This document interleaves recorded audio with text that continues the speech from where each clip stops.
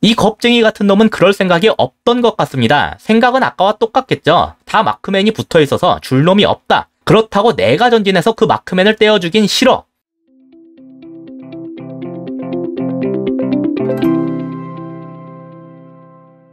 안녕하세요. 축구 보는 기자 축복입니다. 토트넘이 노팅엄에게 2대0 승리를 거뒀는데요. 이날 이기긴 했지만 경기력적인 부분에서 많은 질타를 받고 있는 중이에요. 노팅엄의 전방 압박 때문에 후방에서 전방까지 볼을 전개하는 과정이 정말 답답했거든요. 정도만 놓고 보면 울버햄튼전보다도 심할 수준이었는데요. 이날 패스맵을 보면 토트넘이 어디에 힘을 줬는지가 아주 명확합니다. 거의 극단적이라고 보일 정도로 우측 후방에서만 볼이 돌고 있죠. 개인적으로 저는 이 현상 자체는 나쁘지 않다고 봐요. 지난 영상에서도 말씀을 드렸지만 전방 선수들의 장점을 살리기엔 우측 위주로 전개가 되는 편이 더 좋다고 생각하기 때문입니다. 쿨루셰브는 측면에 머물고 케인은 살짝 내려와서 연계에 도움을 주면서 손흥민은 중앙 최전방에 위치하는 그림이 되거든요. 다만 그 마지막에 이 말도 덧붙였죠. 이 우측 전개에서 최초 패스를 담당하게 되는 우측 센터백 자리에 로메로가 나올 수 없다는 점은 우려스럽다고 말입니다. 오늘 노팅엄은 이 약점을 아주 대놓고 노렸어요. 그게 오늘 계속해서 답답하게 된 원인 중 하나인데요. 얘들이 들고 온 컨셉은 간단하게 정리하자면 이렇습니다. 토트넘 기준 좌측에선 거의 모두에게 1대1로 붙으면서 아주 강하게 압박을 하고 토트넘 기준 우측에선 산체스로부터 패스를 받을 놈들에게만 붙어준다는 거예요. 이 내용은 지난 울버햄튼전에서도 한 차례 다룬 적이 있죠. 노팅엄은 아마 이 경기를 보고서 맞춰갖고 나온 것 같은데요. 그럼 이 컨셉이 어째서 효과적이었냐?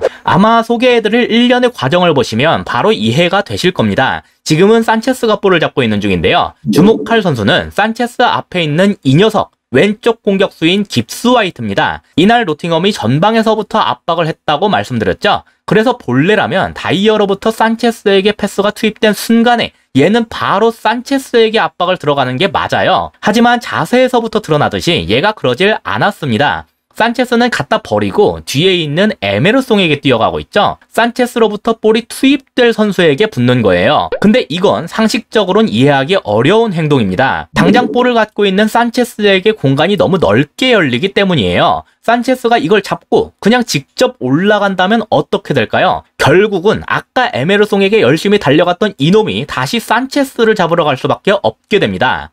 위치상 중앙에 있는 린가드가 대신 막으러 간다는 선택지도 없진 않은데 이 경우엔 벤탄쿠르 쪽이 열릴 위험을 감수해야겠죠. 어느 쪽이든 토트넘 입장에선 나쁠 게 없는 상황이에요. 자, 이제 우리의 산체스가 직접 전진을 할 차례죠.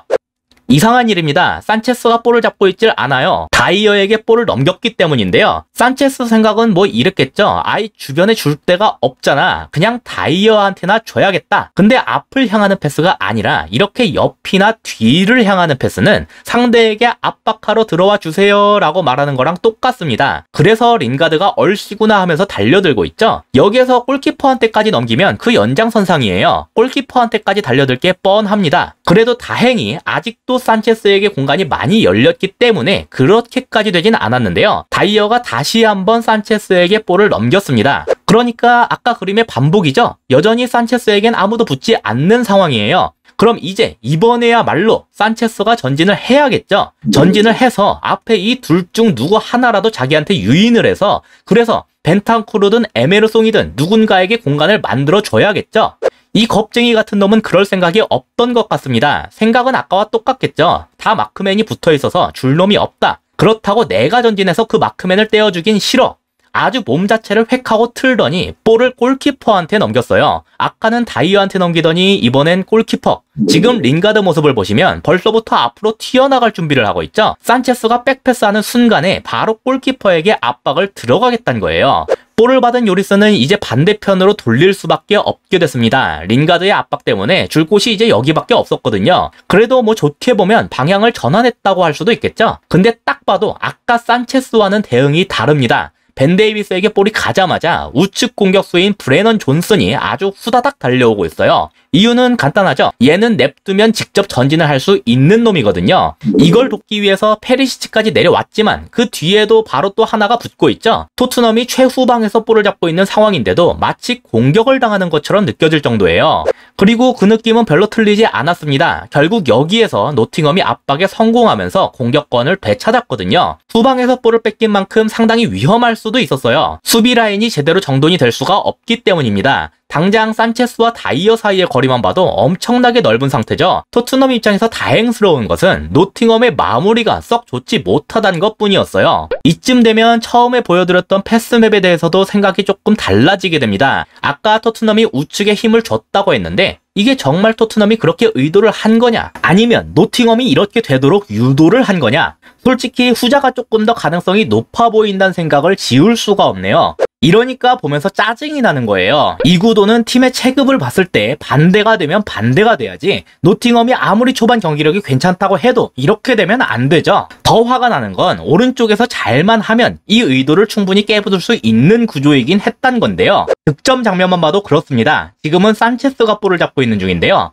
보시면 깁스 화이트가 지금 산체스에게 붙어있죠. 아까 보여드렸던 장면에선 에메르송에게 붙어있었어요. 즉 의도하지는 않았겠지만 에메르송에게 붙어있는 깁스 화이트란 마크맨을 산체스가 유인한 모양새가 됐습니다. 그래서 에메르송에게 공간이 열렸고 덕분에 쉽게 볼을 받을 수가 있었는데요. 이거 하나가 계속해서 연쇄 효과를 일으키게 됐어요. 에메르송이 볼을 잡으니까 노팅엄 선수들이 이쪽으로 왕창 쏠리게 됐죠. 그러면서 자연스럽게 좌측 중미인 호이베르 앞에 엄청나게 많은 공간이 발생됐습니다. 이걸 견제할 수 있는 선수는 위치상 우측 중미인 예이츠와 우측 공격수인 브레넌 존슨인데, 일단 브레넌 존슨이 이 호이비의 움직임에 한 발 늦었어요. 그리고 예이치가 내려가는 건 케인을 막는 걸 돕기 위해서인데요. 하지만 케인이 아니라 호이비에게 볼이 투입됐고 결국 내려갔던 예이치는 다시 호이비를 막으러 올라와야 했습니다. 호이비가 산체스처럼 저기서 직접 전진하지 않고 패스길만 보고 있으면 모르겠는데 냅두면 얘가 직접 전진할 게 뻔했거든요.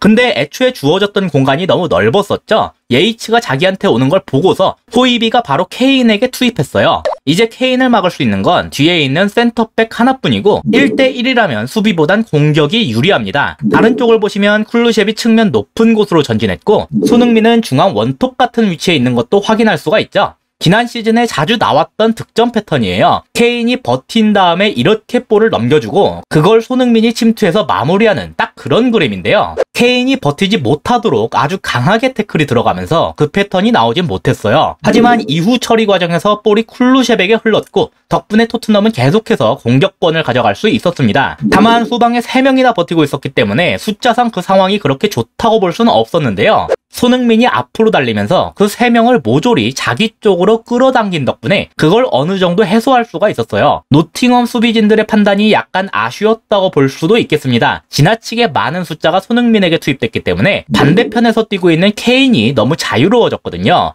덕분에 쿨루셰베 패스를 받고서 그대로 슈팅에 득점까지 성공할 수가 있었죠. 그렇다면 이 득점 과정은 결국 어디에서부터 시작이 됐냐? 여기에서 산체스에게 공격수 하나가 붙들어 갔다는 것부터예요. 덕분에 에메르송, 호이비, 케인 순으로 공간이 열렸고 그를 통해 앞까지 전개할 수가 있었다. 이게 오늘 첫 득점 장면에서 보인 가장 큰 소득이었습니다. 문제는 그 이후에 이런 식의 모습이 나오질 못했다는 것이고 그래서 계속해서 답답한 경기력이 이어졌다는 거죠. 이기긴 했지만 팬들의 우려와 분노가 충분히 이해되는 경기였습니다. 이상으로 오늘의 영상을 마치도록 하겠습니다. 시청해주셔서 감사합니다.